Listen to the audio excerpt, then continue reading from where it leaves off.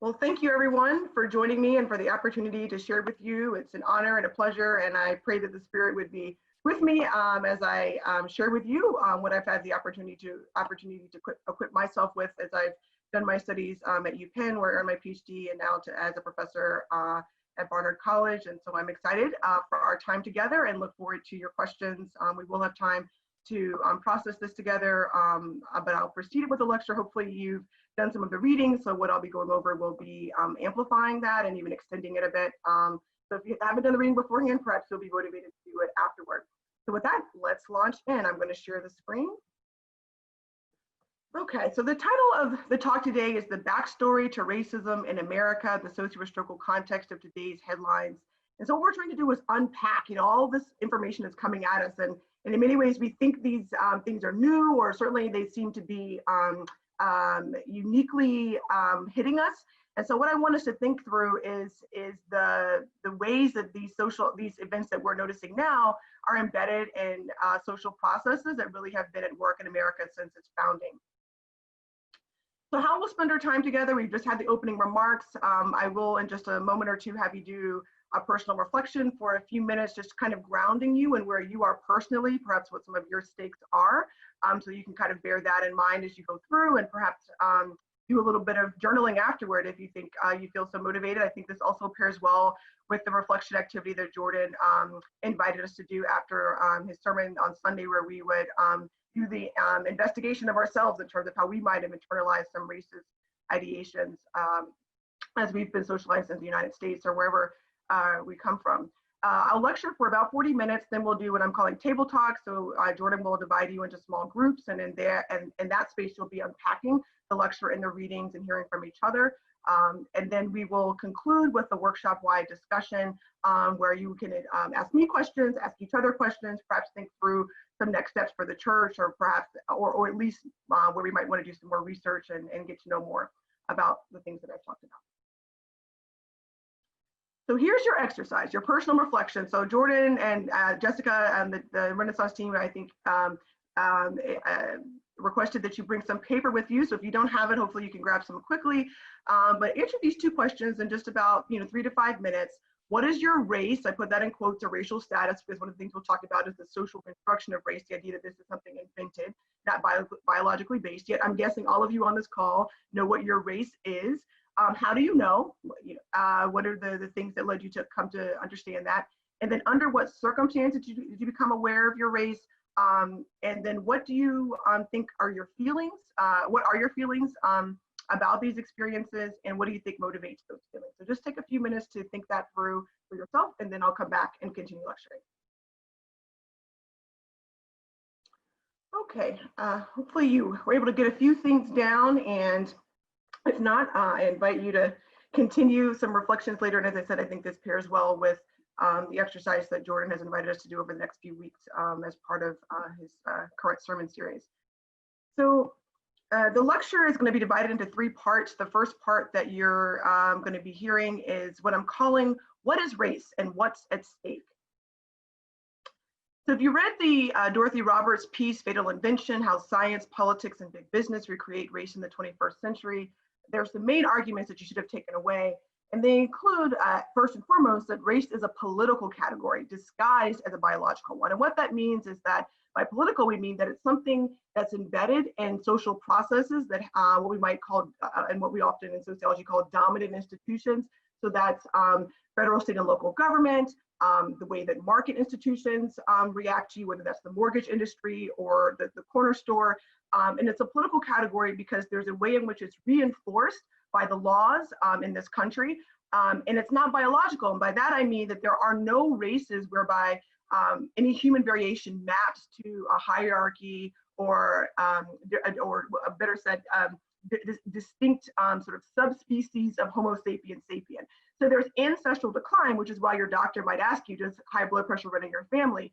Or there's clinal variation, meaning that as we moved out of Africa, all of us are African, some of us just left our ancestors, some of our ancestors just left more recently than others, as I like to say. But there's no way in which you can actually look at human variation through this idea of races. So they're constructed and they're contested. And so part of what we're unpacking in this lecture is why were they constructed? Who benefits? who is burdened, and therefore really getting a handle on why is this something that's going to be fairly intractable, not impossible to overcome, but something that we should be aware is very fundamentally embedded in how we understand our world. So to understand race, so this exercise I decided to do was, the rules that were invented, which is, I'm guessing, some of the things that you unearthed when you were thinking about your own race. We apply these invented rules for assigning racial identity. So it's usually based on phenotype, especially when we're talking about the black-white color line. So you hear, things like passing. But what is passing? That means that you are phenotypically presenting as white, even though you have some known black ancestry.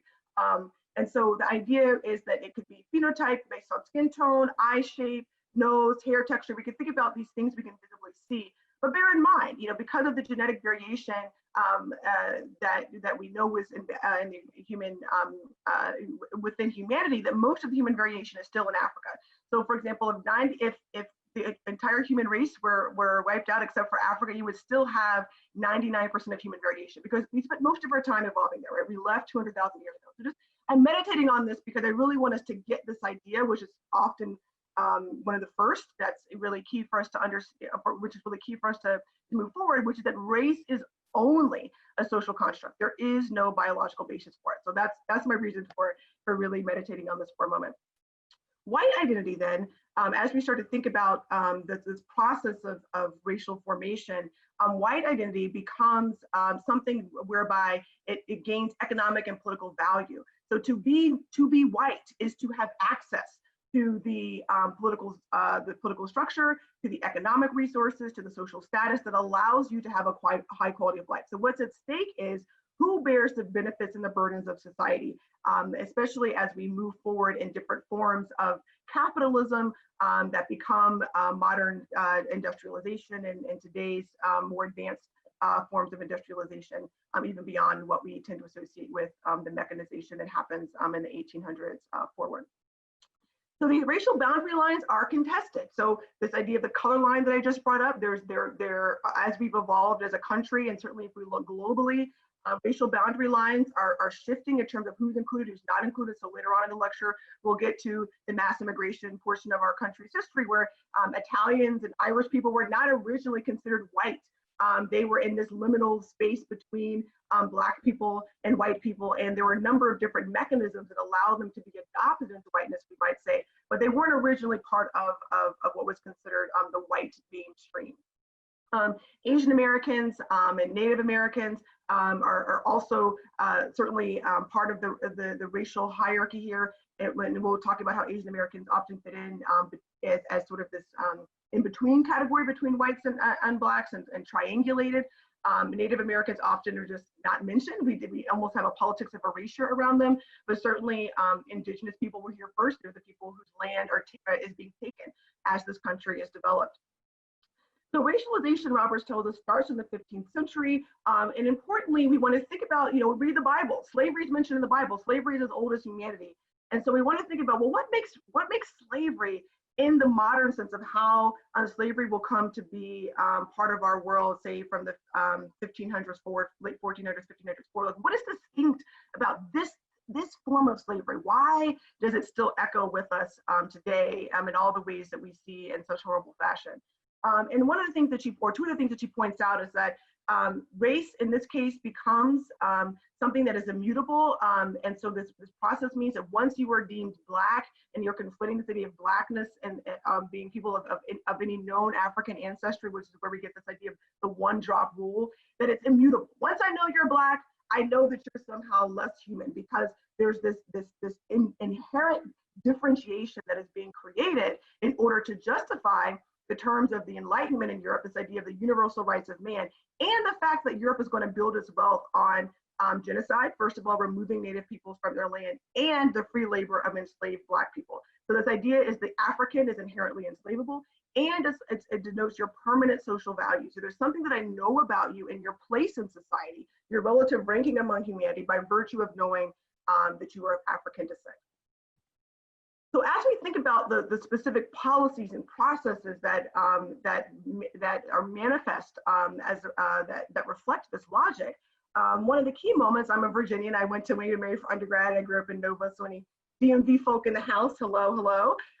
But anyway, in Virginia, one of the 13 original colonies, we want to think about a turning point that's referred to as Bacon's Rebellion. That was a crossed, interracial rebellion against the planter class that had to do with taxes and a number of other points of consternation. But the takeaway here is that it was interracial. So at the beginning, and so we talked about 1619, but in 1619, you had multiple labor arrangements. You had indentured service from Europe. You had enslaved Africans. Some enslaved people were actually able to buy their freedom. So there was a messiness, we might say. It wasn't quite as crisp, this idea that Black people would be inherently enslavable. Although those logics are floating out there, it hadn't really crystallized.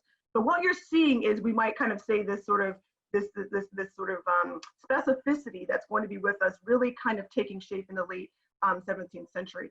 And so Bacon's Rebellion is this moment where the planters are like, oh no, if we don't get a handle on this, there are always going to be more people who have less, that aren't elite than there are of us. So how do we manage the masses and yet have most of the spoils for ourselves?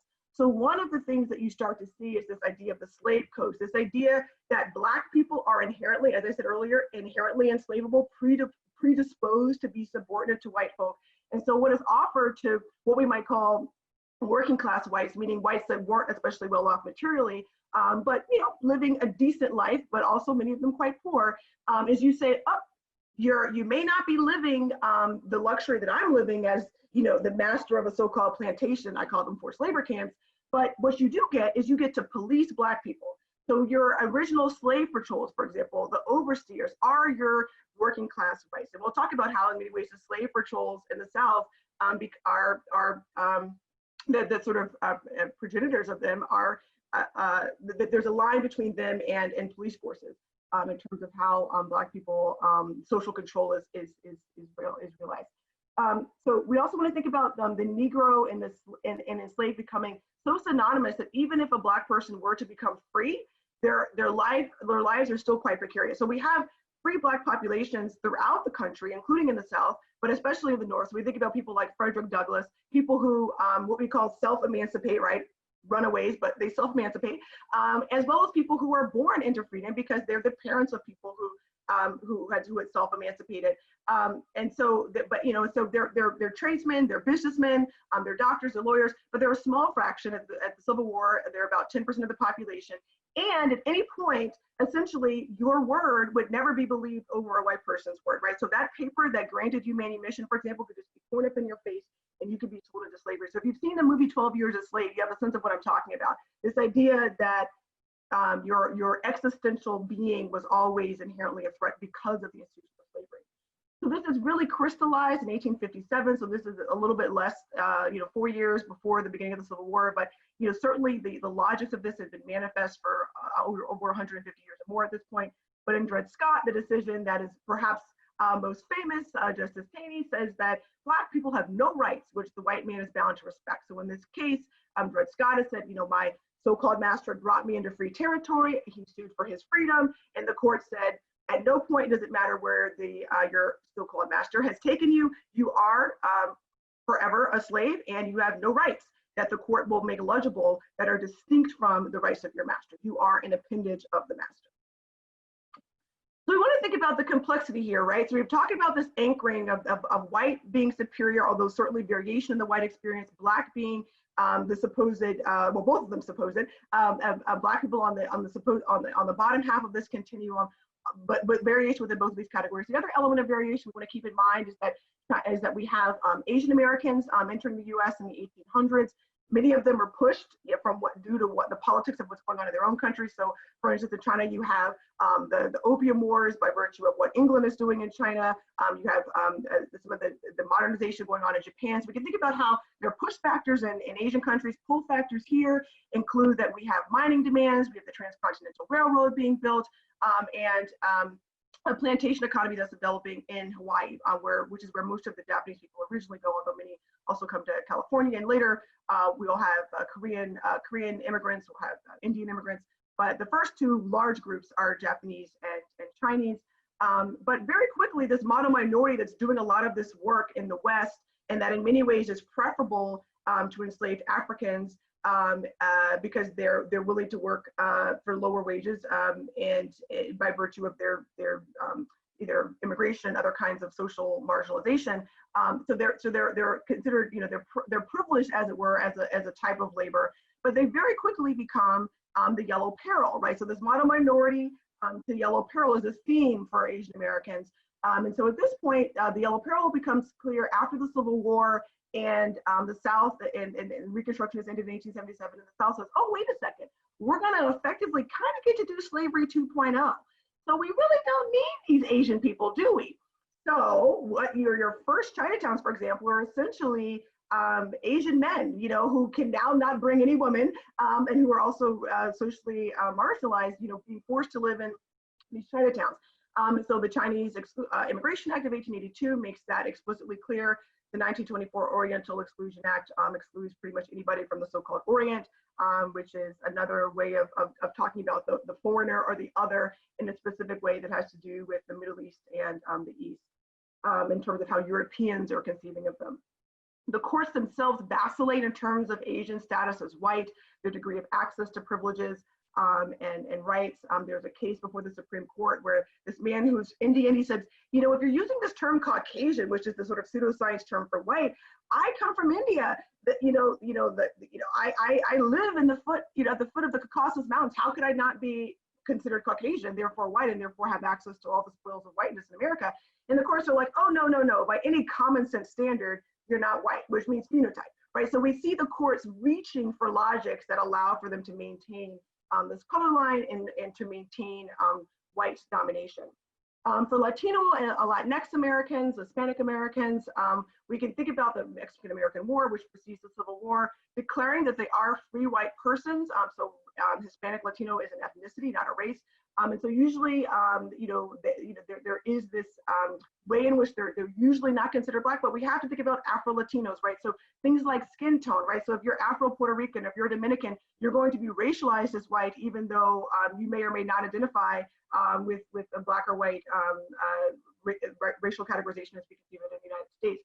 So your skin tone, your country of origin, your immigration status, your English language proficiency, your social class will still sort of mediate how your Latinx experience or Hispanic experience will be made legible in the United States, and in many ways back to the social hierarchies we have, and thus the resource access that you have and downstream aspects of your quality of life.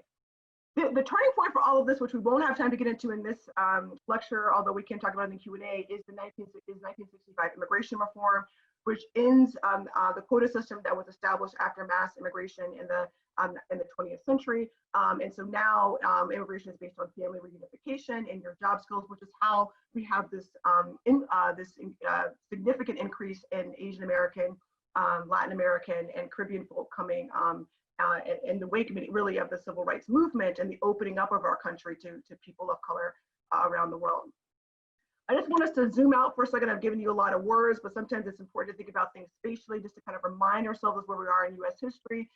This is a map of the United States, and so I'm not saying, Shorewise is expanding westwards, not word, but I did borrow this from someone else, so just noting that I did note that little grammar issue there. But anyway, on the East Coast, you can see that those are the 13 original colonies. I mentioned Virginia in the Mid-Atlantic, but I wanted to think about, I mentioned the annexation of Mexico. You can see that the West, the taking of what would become California and Nevada, all of this is happening in the 19th century, which is also coterminous with the expansion of slavery. So there's always this tension between the expansion of slave territory and free territory, right? So white immigrants who are coming to this country are not likely to be enslavers. They're likely to be immigrants who are looking for a parcel of land, right? They're looking to live out, they're looking for a new life outside of Europe, outside of Asia, where they can have some ability to rise outside of the social structures in their own country.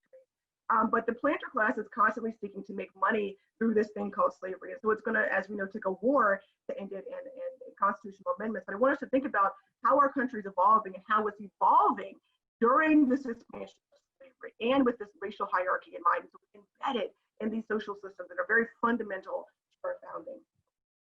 So really to hit home this point just through one more angle that I think is relevant to some of the things you may be hearing about today, Right now, this is the census year. The decennial census is every 10 years. So the first one was conducted in 1790, just after the founding of our country. And so importantly, just to reinforce, my little violin about races being socially constructed, we have never had the same racial categories in any two censuses. From 1794, we've always changed the racial categories, right? Which is showing you, I mean, this is literally making apparent that the government is deciding how we're going to think about race. And that's going to reflect, of course, our cultural understanding at the time and what's at stake in terms of the power distribution. So in 1980 is the first time that we really solidified this idea of Latino and Hispanic being an ethnicity. Often they would just ask if you're white, and then ask what you're, whether you're from any particular country, right? But they hadn't really solidified this distinction between race and ethnicity. Ethnicity being about your culture, your shared homeland, shared language, which itself is socially constructed. But importantly, ethnicity allows for people to live parallel to one another, where races are a hierarchy, and it's always conceived of as somebody being superior and somebody being inferior. Starting in 2000, you could actually check more than one box. And this is how we now at least officially recognize people as multiracial. But of course, people have been identifying as such long before the government said it was okay to do so. So that's part one. That's really kind of getting us grounded in this idea of what's at stake, what's the history, what's the lineage. And now I want us to think about racism and capitalism growing up as conjoined twins. So this was my cue to do a Ben Carson joke, but I'm going to stay on my act right and save that one for maybe the lobby if y'all want to hear it. But anyway, this idea of conjoined twins, racism and capitalism are growing up together. And so this is again a meditation to some extent of what we've already talked about, which is what's at stake, right? Whose interests are being served and at whose expense. So I had you all read a portion of the 1619 Project, which I highly recommend. So Nicole Hayter-Jones, I think, won a Pulitzer and several other awards for this project. People stood in line to get this at the New York Times building. I gave it out to my class for free because I just felt like this was such a monumental thing. So I highly, highly recommend that you read the whole thing. But I had you read Matt Desmond's piece. He's a Princeton sociology professor. And what he's doing is really showing you how the brutality of capitalism it really starts with the plantation. He calls it the plantation. As I say, my intervention is to call it a forced labor camp, but that's a bit clear. I don't want to evoke images of Gone with the Wind. So I usually a bit more wordy and say forced labor camp. So with that, what I want to think about is this idea of what he calls low road capitalism. So what he means by low road is there's a low road and there's a high road and there's a low road. The low road meaning like, you just don't cut anybody any slack. It's clear that people are being used as a means to, and he's really meditating on this idea of capitalism has a range. It can be more or less harsh. It can be mediated through things like our social safety net, the various public services we can provide. It can restrain some of the behaviors of the capitalist class, the people that own the means of production, to use our obnoxious terms. But in many ways, the United States chooses not to do that. And we know that because we can look at other countries who are also democracies, who are also capitalists, but who don't have the levels of inequality that we have.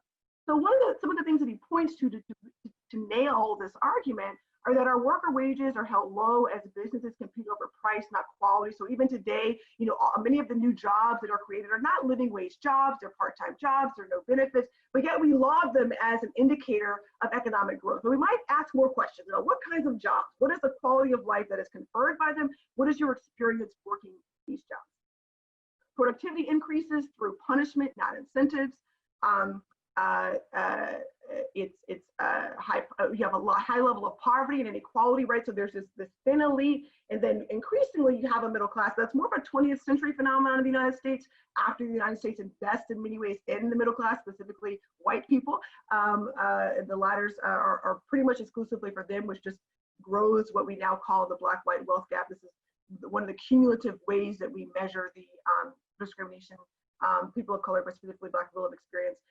We also want to think about U.S. capitalism being harsh, as I said, compared to other countries that also have private market systems for the distribution of resources.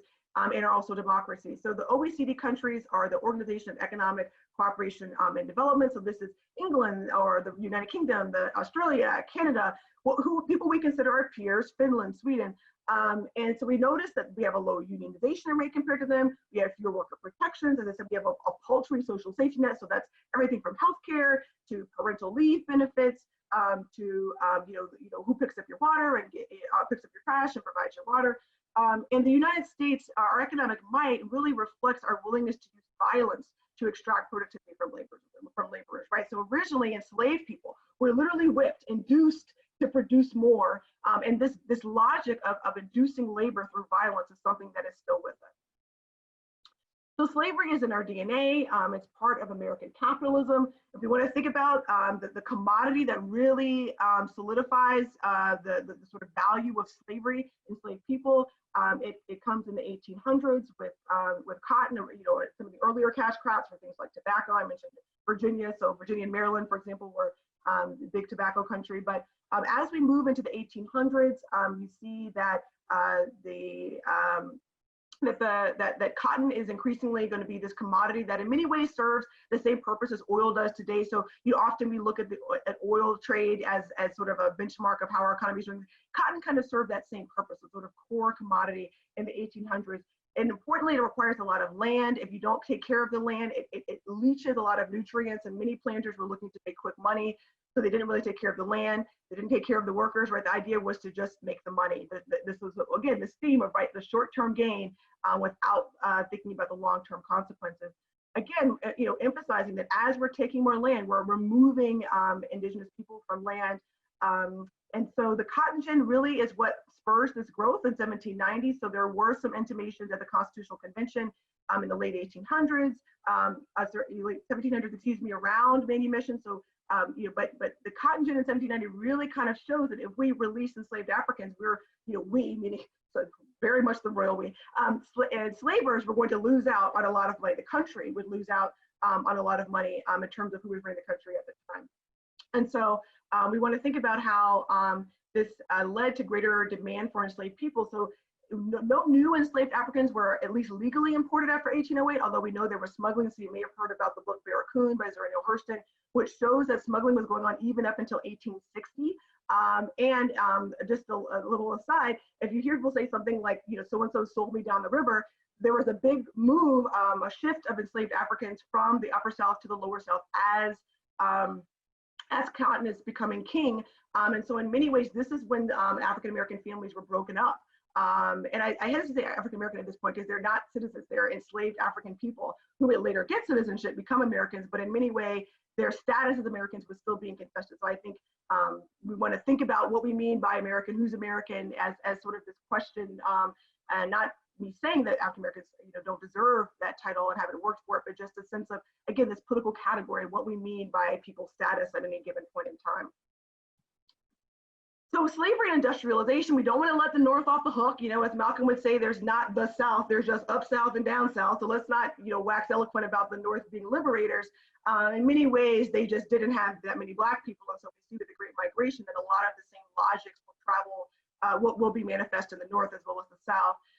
So the lords of the loom and the lords of the lash are in cooperation with each other. These economies are integrated. So the factories that are processing the cotton, the insurance companies, the financial instruments, all of these things in many ways are, they're on Wall Street, they're in New Haven, where the ships are being repaired. That are going to then go back to Africa and be part of the triangle trade. So we want to think about how everyone's in bed with this thing, even though it's going to cause a war. It's more complicated in terms of who really believed from a moral perspective that Black people were inherently equal, although the war is about slavery. It's also about preserving the Union and the terms on which the Union will go forward, and not necessarily divesting of the idea that Black people are inherently inferior to white people. But staying focused on this idea of slavery and industrialization, we want to think about some of the inheritances that we have that often are associated, say, with the 1900s and people like Henry Ford and the assembly line, but many of these things actually come through and from the slave era. And I think the reason we don't talk about it is because we don't want to talk about it, because it's not, you know, you know, what you know, your parents would tell you, you know, airing your dirty laundry. So double entry bookkeeping, the vertical reporting systems, right? This idea of the hierarchy on the plantation itself in terms of how it's managed, the precise quantification of processes, right? So, you know, each enslaved person was required to pick a certain amount of cotton each day, or they were whipped or some other, or in some other way punished. Worker surveillance, so you could imagine the overseer, again, remember these interim positions for white people that are policing Black people, they're surveilling Black people, checking that the quota is met each day. Again, some of these same processes embedded now in, say, technology, right? Electronic surveillance that we now use instead of people directly watching you. So the slavery, the market and government practices and economic cycles are things that we want to really think about as being fundamentally interconnected. Enslaved Africans are collateral for both private mortgages and state government bonds, in the same way that many of us don't really know what's in our 401k today. And, you know, there are all these divestment movements and you look in your portfolio and you're like, oh, I didn't know I was funding that. And so in many ways, this starts early, right? These bonds, these derivatives, but importantly, what we're saying in terms of even thinking about the reparations, in terms of thinking about the harm, in terms of thinking about the institutions that were in leak, the state governments were saying, look, we have X $100 million worth of enslaved people, or $1 billion worth of enslaved people. So we're going to let bonds to build our infrastructure based on this so-called property, which are human beings. And so these bonds are going to obscure it, but this is important for as we think about how slavery really is embedded in the very founding of this country. It also yields these booms and busts, which we're very familiar with things like the Great Recession, this culture of speculation, wealth acquisition without work. So we can think about the planter class as, you know, I don't know, I mean, I don't want to be flippant, but, you know, drinking mint juleps and doing various things that aren't exactly hard labor, but clearly benefiting from the sweat of other people's brow. And, you know, and so this wealth acquisition without work and this use of financial instruments to build wealth based on speculation is something that where we see that there are groups of people that are benefiting from other people's suffering, and those people who are suffering getting very little of the yield as a result of what they do. So growth at all costs, you know, with regard to the despoiling of our environment, we're seeing that with global warming, as well as the cost to human beings and their well-being, the exploitation of the less powerful, this assumption of unending profits, right? This idea that the market could only go up, even though history tells us that there's a bear and a bust market, and that there are ways that we can attenuate the extremes of them if we embed certain kinds of political economy, meaning certain restrictions on how market actors can behave. And then also economic insecurity is normalized. This idea that government should not intervene, but so much that you should have to work in order to eat is embedded in this these very early social systems of the United States.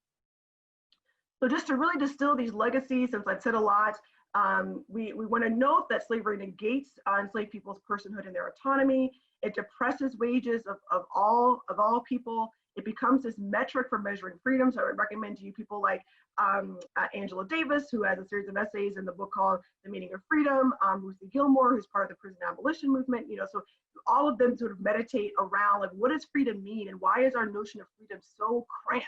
And they're like, it's cramped because we're comparing it to slavery. Like, we don't even know what human flourishing looks like because we're anchoring it so low. And you know, it's anchored to this idea of servitude, as opposed to the abundance that we might say that God, you know, has called us to.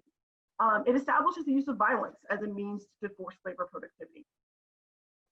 So to part three, which is racism, capitalism, and the carceral state. And by the carceral state, we're talking about incarceration, the police, all of the social systems that feed into what we today call mass incarceration, this form of social control based on people in prisons and in jails and otherwise involved in the carceral state. So anything from probation to any other type of surveillance by the state. So that's what I mean by the carceral state. I mean all of those institutions.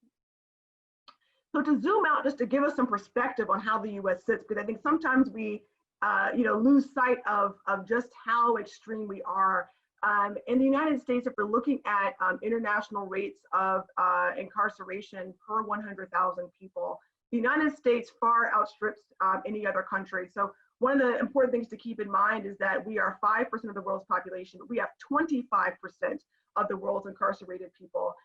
Same goes for use of resources, by the way. We are 5% of the population, we consume 5% of the Earth's resources. So just, again, connecting these dots around capitalism and our notions of productivity and the ways our environment and the ways that people are treated in this process. So you can see that the next country is El Salvador, Rwanda, Russia, Brazil, Australia.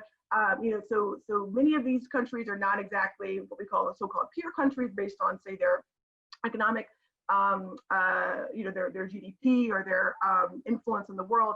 But but certainly giving us a sense that we are far outstripping other countries in terms of incarcerating people. So one of the articles I had you read, which is an interview with Khalil Gibran Muhammad, but what I'm going to focus on now is his book, The Condemnation of Blackness, Race, Crime in the Making of Modern America. One of the key points that he brings up in the interview is this myth that's created that Blackness means criminality, right? That if you're Black, you are a criminal. So in a later slide, we'll talk about this compound term, the criminal Black man, that Michelle Alexander gives us in the New Jim Crow. But let's start with Muhammad and work our way toward Michelle Alexander, which will help us to conclude. The first prison statistics that we start to see come about at the national scale is connected to the 1890 census. Remember, I mentioned the census, right? So this is 100 years after the first census, 1890.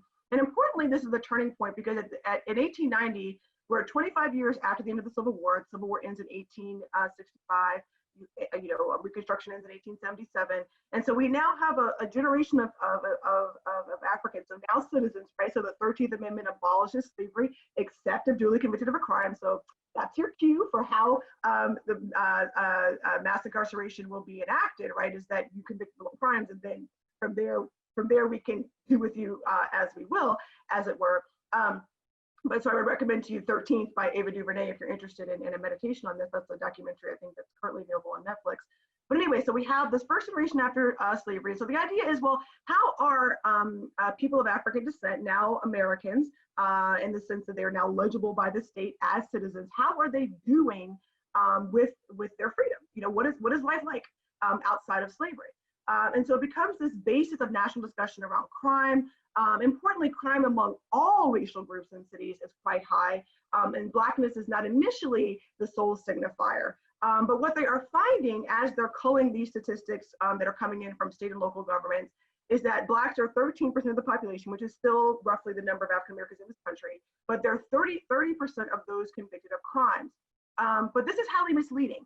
So in the South, laws are enacted to punish Blacks for expressing their freedoms. Remember, I told you that the hint would be that incarceration will now happen, or sort of slavery's legacy, its afterlife, as Brian Stevenson of the Equal Justice Initiative would say. Slavery's afterlife is going to be through this whole call, we just need to convict you of a crime. So in the South, you could be arrested for vagrancy because you didn't work for Master so-and-so on, I don't know, whatever day. We're going to arrest you for vagrancy. And if you can't pay the fine for being a vagrant, then we can lease you out to somebody who's building the road. And they'll let us know when you paid off your fine and paid your room and board. And so you're seeing this convict leasing being in many ways the first instantiation of mass incarceration, right? So these same southern states are now sending statistics saying, oh yes, we just have a crime problem among these African Americans. And so we can see that this is, if anyone's taken stats, your professor has likely told you garbage in, garbage out. So this is the garbage coming out saying that Black people are supposedly more criminally inclined when really they're expressing their freedom in most cases. In the North, we're seeing laws enforced on Blacks disproportionately. So again, everyone's committing crimes, but the enforcement is on Black people. That's a theme. We'll also see that vice is allowed in Black communities, right? So during the Prohibition period, the early 1900s, where were the speakeasies? Oh, the speakeasies were in the Black neighborhood. And who got arrested if someone's going to get busted? Oh, it's the Black people that got arrested. And if the mafia was fighting, who was going? Where was the shootout going to occur? Where was the liquor going to be stored? Right. So there are ways in which our Black communities were the places where these kinds of behaviors were tolerated, even though they were being patronized by all racial groups. And so it really erodes through one more mechanism the capacity of Black communities to thrive. So not only are they being excluded from capital accumulation, through things like, excluding them from the mainstream mortgage industry, and by, forcing them, for example, to build next to factories because, that's the only place where they could find land, or forcibly segregating them into these communities through various Jim Crow laws and regimes, and through vigilante mobs that we know would accost Black people. So we can think about Tulsa in 1921, which has kind of hit the public imagination recently. So this is Black Wall Street, right? Very, very accomplished Black folk, and they just burned down the Greenwood neighborhood. People run for their lives. People are never compensated, but this is not unique to Tulsa. This is something that happens again and again. Bloody Summer, 36 mobs, 36 cities burned due to white mobs, white terrorism. So the first terrorists in this country were certainly white folk who were terrorizing Black people. Never let people tell you that the first terrorists were not domestic in this country. 4,000 African Americans are lynched, again, the Equal Justice Initiative in Alabama, capturing that through a memorial that Brian Stevenson has erected in Montgomery. So when we think about this turning point, we want to also think about how immigrants, I told you, not quite white, right? So Italians, Irish, Eastern and Southern Europeans are coming to this country. We have mass immigration. New York City is 30% immigrant. Like we think about it now, and we feel like we have a lot of immigrants, but this was the first wave of mass immigration in the modern era. And so what we want to notice is that there's a distinction between how, and I'm noticing my time is getting a little bit low, so I'm going to rush through this. We want to notice that that immigrants are given on-ramps to becoming white through resources, through philanthropists like settlement houses that people like Jane Addams stand up. But African Americans who are coming to the North through the Great Migration are not getting these same benefits. So half of the Black population leaves the South. They're forcibly segregated, robbed of opportunities in the same way, or not given the same opportunities as whites are given.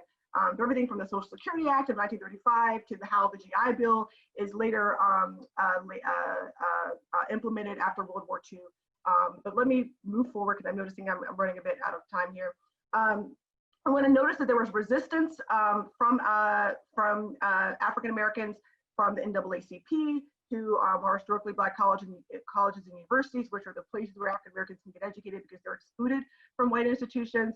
So they are in many ways the people who are holding up the light. They're speaking truth to power and saying, no, these statistics are a lie. And we know why Black people are not achieving at the same level of white people. It's because you're not giving them the same opportunities. There's a sedimentation of inequality that is reinforcing through multiple mechanisms their status in society.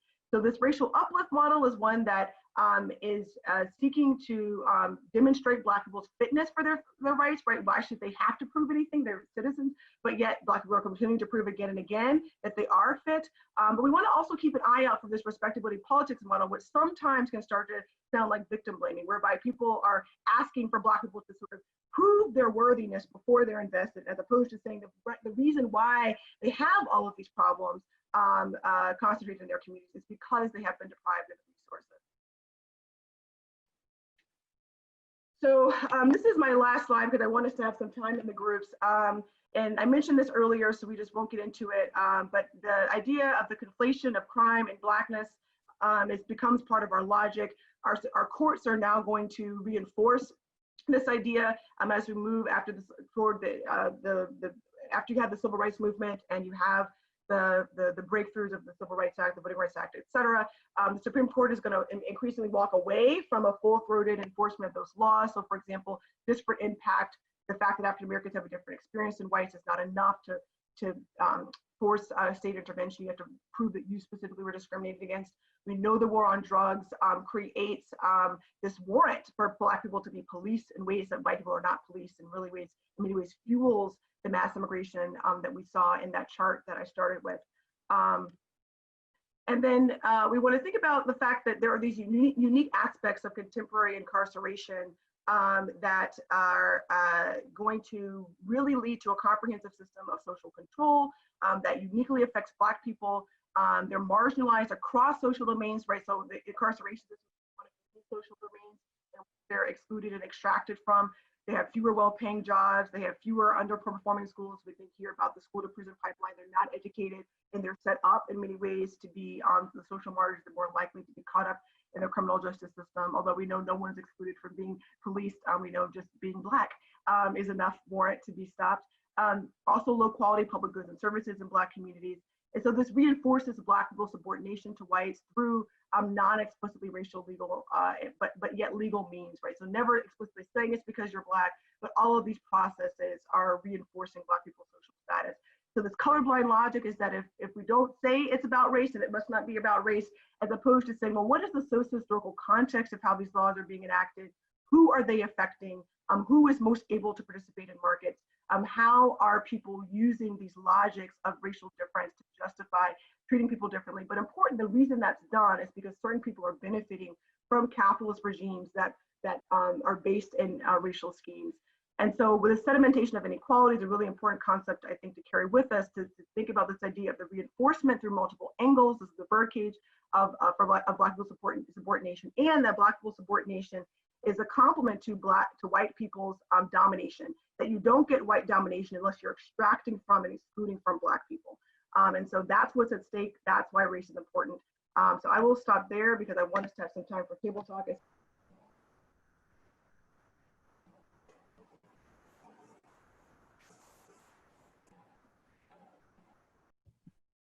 So we were there's a lot of people coming in right now, back from their breakout rooms, and we don't have a ton of time. And I figured it might actually be the best use of our time if we asked her some questions to wrap up the rest of our time. And I actually hear my wife still talking in her group. They still haven't come.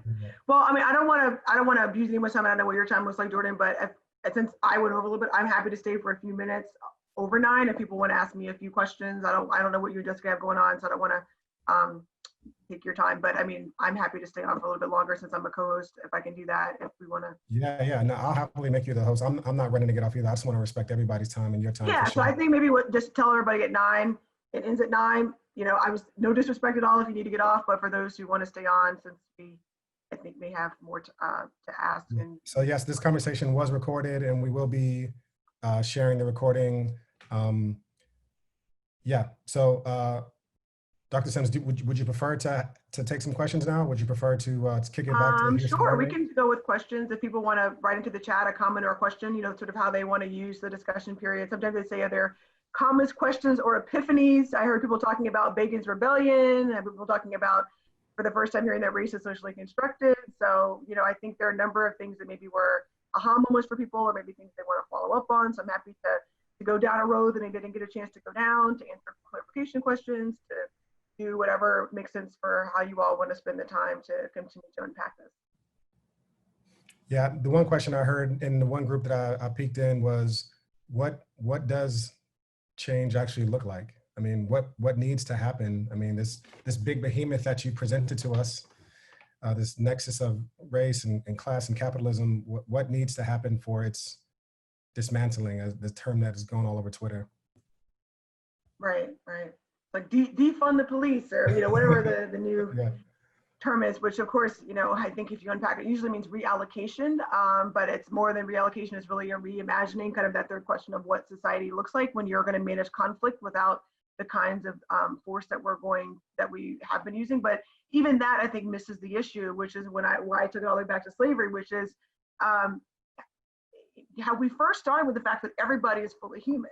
Are we in agreement, for real, not just rhetoric, but for real, in agreement that everybody's human and should have access to certain basic things? Remember, I mentioned that we don't even have certain basic things as part of our guarantee to just being a resident or even a citizen of this country, right? This idea that you need to work by the sweat of your brow to even eat, right? These are some basic notions that come through from our founding, as opposed to, because you're human, we're going to make sure that everybody has access to certain things. And so I think part of what we're still grappling with are these issues around rationing, but the fact that we're rationing is also embedded in who's deserving and who's undeserving.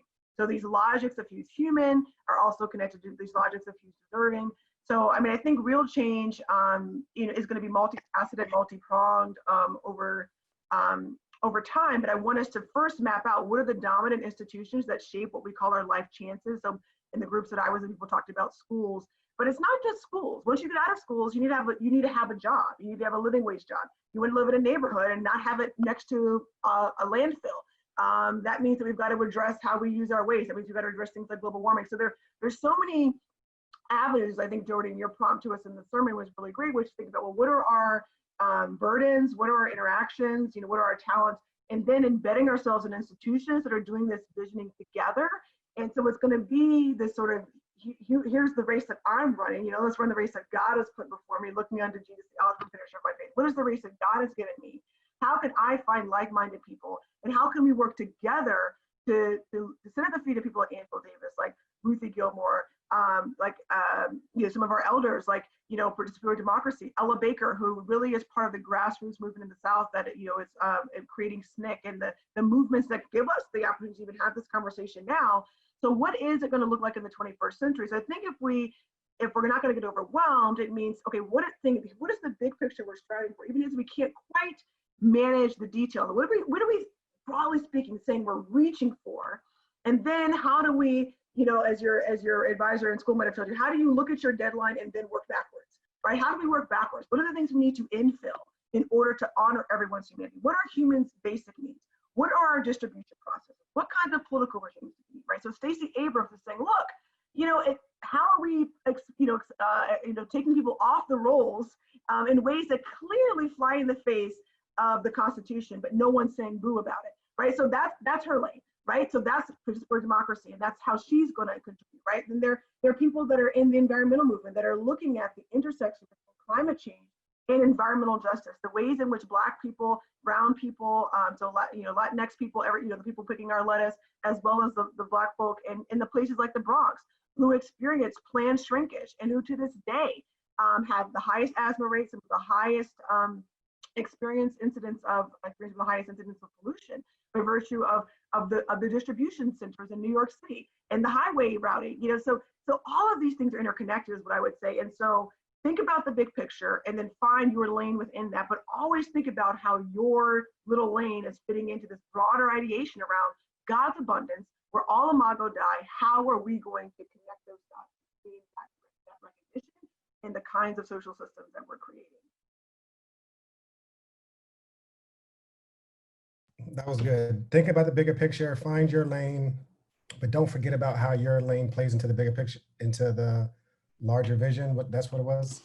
Right, and get embedded in institutions that are really doing that work to bring people together. So people like me who've had the opportunity to sit and read, we're great, but you need to talk to people in the community, right? So I would never go and start talking about environmental justice in the Bronx and not be embedded with civic organizations there that have been doing this work for decades, right? What the heck do I know because I've done something? I mean, I'm not saying I don't have something to share, but I come in with humility. So I think, we can all hold both the confidence and the conviction of what we bring to the table, but also recognize that we're always need to work in concert, which is what makes the church to me so promising, that we, on this call, we have doctors, we have lawyers, we have geneticists, we have professors. And I think, I don't know if you guys, I grew up in the 80s and the 90s. So like, I don't know if you remember Captain Planet, and they would always say, by our powers combined, I am Captain Planet. So I'm like, by our powers combined, we can envision a new world, right? Where we're not thinking about controlling people and rationing basic needs.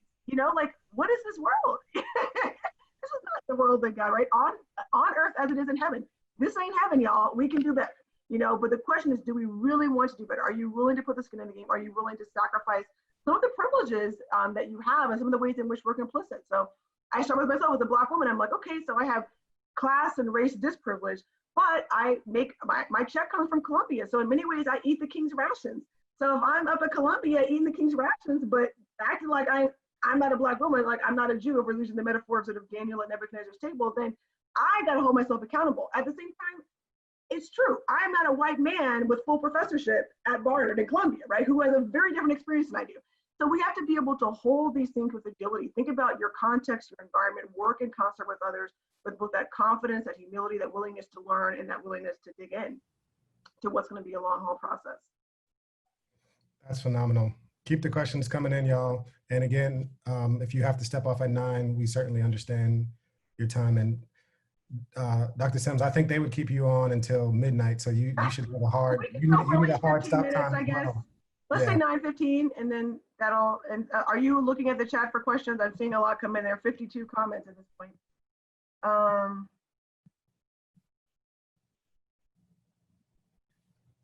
You've answered a lot. You've answered a good deal of them in terms, just in your past answer. A lot of us want to know how do we bring change? And I think you've done a really great job at explaining kind of the ways that that happens through just kind of this multifaceted approach. I see one at the end about the civil rights movement and the church. What does leadership look like, and is it necessary in this age where so many people have platforms when the country is polarized? Yeah, I mean, I think that's a great question. That's something that I think about as a Christian, and this idea in the idea of the my walk as a Christian, regardless of how I would be my walk period, but my walk, I believe, as I understand God laying it on my heart, that that my walk is to be equipped to understand these things, to speak to multiple audiences, to publish about it, to speak about it, to work with others. So that's my lane, and so to me, one of the things that I have on my heart as a Christian is that this movement, I think, needs the spiritual grounding. I think that the civil rights movement, it doesn't mean that everybody there was a Christian, or that everyone believe the same things, even if they call themselves Christian. But I do think that the church has been and continues to be still an anchoring institution where we can litigate amongst ourselves a vision. But I think the church has to do that work of being agile around being inclusive of people, that may not subscribe to every last tenet of your belief system, but really doing it, our level best to think about this call to witness and to bring in the stranger, to love neighbor as self, right? When the parable of the Good Samaritan, like, who is my neighbor? In many ways, it's to say everybody's my neighbor, but some of my neighbors are more proximate than others. So how can I work locally to be love and light to those people, even as I said, I see myself as part of this broader global system. So I do think the church provides the vision of what a flourishing humanity can be, and has accountability around, as you said on Sunday, Jordan, this idea of justice, not just being not punitive, but justice being restorative. There's justice. The other way I thought about your sermon, Jordan, was this idea of shalom. And one of the ways I'd heard shalom mentioned was where nothing is broken and nothing is missing. So where nothing is broken means that we've got to heal. That means reparations. That means acknowledge. That means America's got to say, I'm sorry, slavery was a bad thing. We've never said that. We have an African American History and Culture Museum. But there is no monument. There is no official apology. When the Germans, admitted that they were wrong in the Holocaust, they gave money to Israel. They returned things to the Jews. Right? There have been multiple Holocausts, plural, of people of African descent in this country. And if we're taking numbers, the most efficient, most ruthless killer in the 20th century was Pol Pot. Most people don't know who Pol Pot is. Pol Pot was in Cambodia, right? So there's a lot to go around in terms of our global healing, but just acting at home, we want to think about shalom, peace, right? One of the chants of the movement is no justice, no peace. Well, what is peace? What is an affirmative peace, right? An affirmative peace where nothing is broken and nothing is missing. So, right, we have room where everyone's flourishing in abundance. All the talents and gifts that God has given us. We're not rationing basic needs based on some news from the earth. No, everyone's going to die, and there's some vision of how we're going to incorporate all people. It doesn't mean that there's not social differentiation, right? There's the parable of the talents. The Spirit gives as the Spirit gives. The question is, does society have room for everyone to contribute and to live with a basic level of dignity? That's, whether you believe in Jesus or not, although I think those of us who are the followers of Jesus have a particular calling to do this work and should be discerning actively from God how within the realm of the dispensation of time and the boundaries God has laid out for us, how we're going to bear that out. I'm looking here. Chantel is saying shalom and affirmative peace are similar in the idea that everything is as it ought to be, flourishing, distinct. Yep.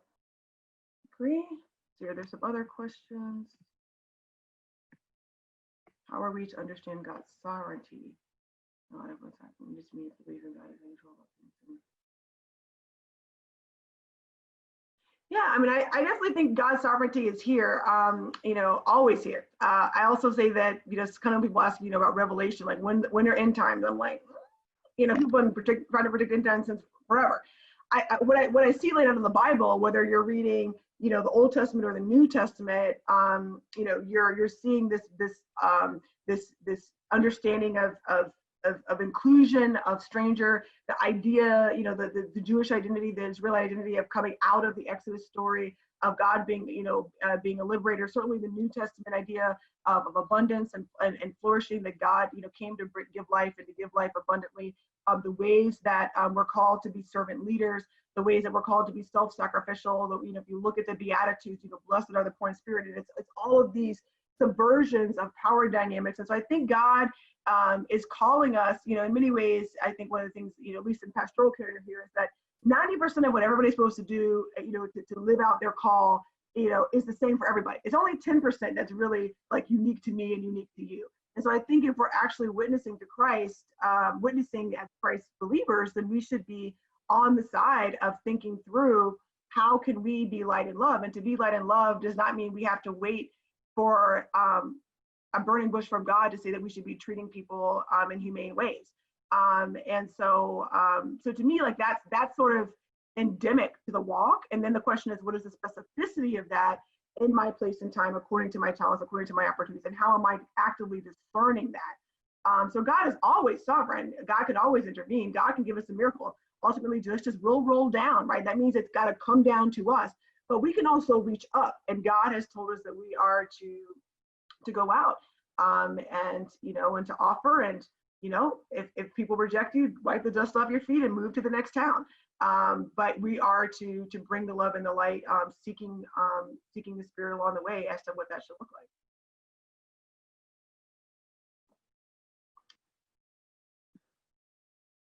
How would you respond to white people who respond by saying my grandparents weren't slave owners?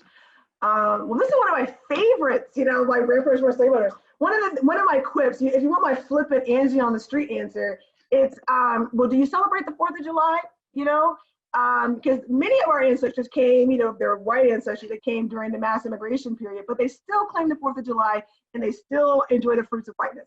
And so in the same, you know, so you can't cherry pick. I think Ta-Nehisi Coates talks about this in the case for reparations. You can't cherry pick the parts of America you like and the parts you don't.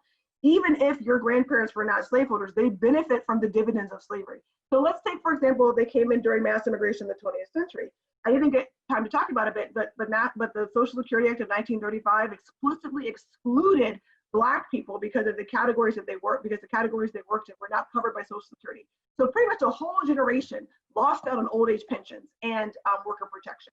You look at the GI Bill, because it was funneled through racist systems, local systems, Black people who served their country did not get the benefits, you know, mortgage benefits and job benefits and housing and job housing and mortgage benefits. So there are ways in which the United States has actively invested in white people. So if your grandparents were white, by then they were white, even if, you know, they were Irish or Italian, they benefited from this idea that only white people are fully deserving of the largesse of America.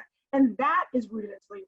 So the idea then is that you get, you know, you enter a conversation in progress. So whether you intend to receive the dividends of whiteness is really not a question. You do benefit. The question is, are you amplifying it? Are you leaning into that?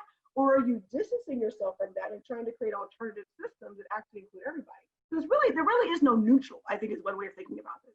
Either you're on the side of trying to do work that's anti-racist, or you are by default, by doing nothing, enabling the status quo, which, as we've discussed at length, is embedded in racialized systems. That it's designed, the default is designed to exclude, to extract, and to have certain people bear the burdens and few of the benefits. And that's the system we've inherited. So then, you know, is it fair? Sure. I mean, much of life is not fair, right? That's part of life generally. And I don't think that race is an area where we should abscond from that basic idea of what it means to be a socially responsible person, just because it's uncomfortable, because you benefit from it whether you ask for it or not. I think we all love the street answer. The street answer, Angie questions, not the professor. By the way, on the 4th of July, I send my friends Frederick Douglass's "What Did They Say with the 4th of July?" and I say Happy Juneteenth, because according to, as Frederick Douglass said, what did the 4th of July mean to me, right?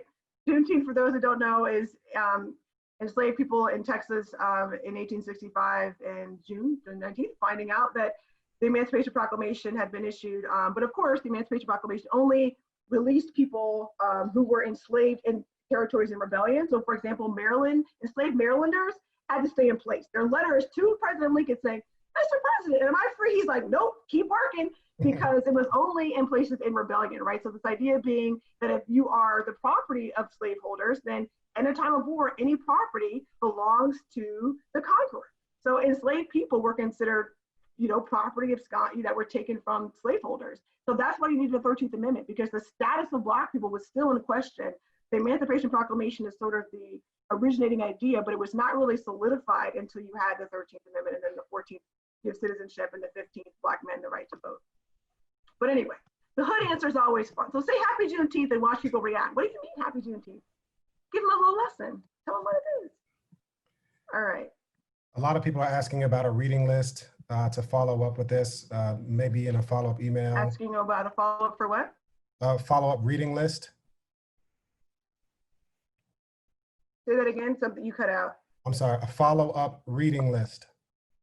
Oh, a reading list. Sure, I can send you a reading list. I can send you the syllabus that I use for my class, Race, Ethnicity, and Society, which gives you, it's saying my internet connection is unstable, so I'm not sure. It may be on my end that something's going on.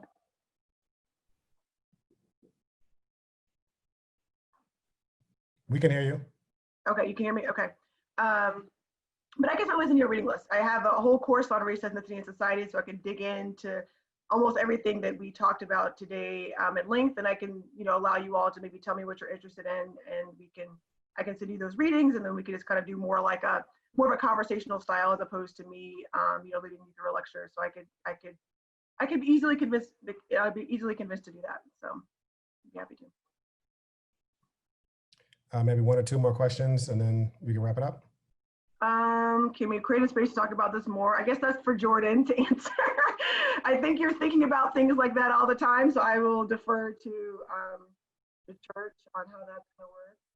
Yeah, I mean, there will absolutely be more things like this with Dr. Sims, and yeah, this is too good to put the lid on it right here. Where do you think contemporary American churches are dropping the ball?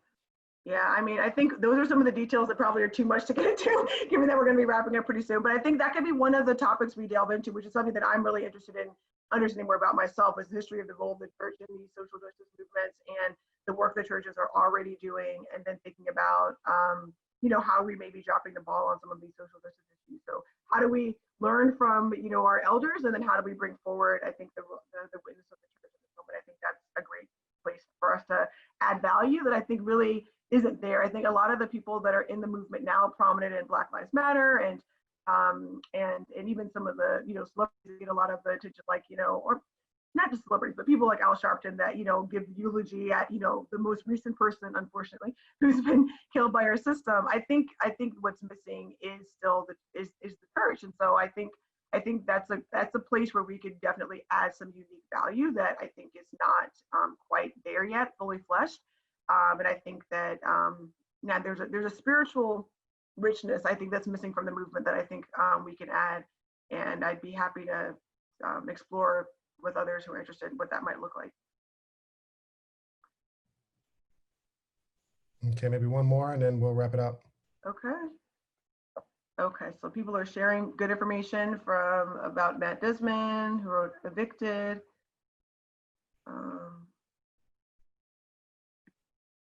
If we don't have many Black leaders in our lives, who should we be following?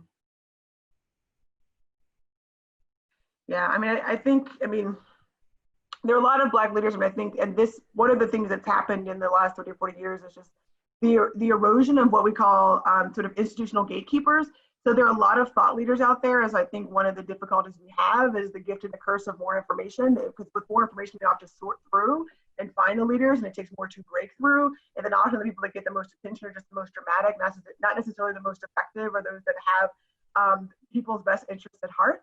And so I think part of what we're learning how to do is discern, because the gatekeepers that we had before had their own interests. So it's not to say that they were better for us per se at the end, but it does mean that there was a culling, a curating that was being done for us that is not being done now. So I think that's part of the challenge we face right now, is how to take all of this information and be discerning, and then to use it to promote the common good. I think that we're all thinking about. So again, I think a great question to carry in for our next session. So But maybe this is a good place to wrap up, because I think all of us are asking questions that are going to be too much for us to unpack at 9:15, but certainly happy to. Yeah, this has been absolutely phenomenal. One of the things that you said that really was eye-opening for me is you said our idea of freedom is cramped because we think of it in contrast to slavery. And we just don't have the imagination to really think about freedom because we're just thinking about not being enslaved. And our imagination is so cramped, and just what we could imagine to have and to hope for, to create, as we just imagine what an equitable, beautiful shalom looks like, where people have basic dignity embedded in the Imago Dei. And I'm just really grateful for you breaking it down for us. Everybody give Dr. Sims, she can't hear you, but a virtual clap, round of applause. And we'll follow up with the email. And yes, you can do the little icons. We'll follow up with the email with some more stuff. And Okay. I'm just gonna pray us out really quickly. Okay. Heavenly Father, we're so grateful for the gift that Dr. Sims is to the body of Christ. So grateful for everybody that was on the call tonight, and just for the hunger and the zeal and just for all that was deposited in us. Lord, we pray that this would empower us to be your people here on this earth. We ask this in Jesus' name we pray, amen.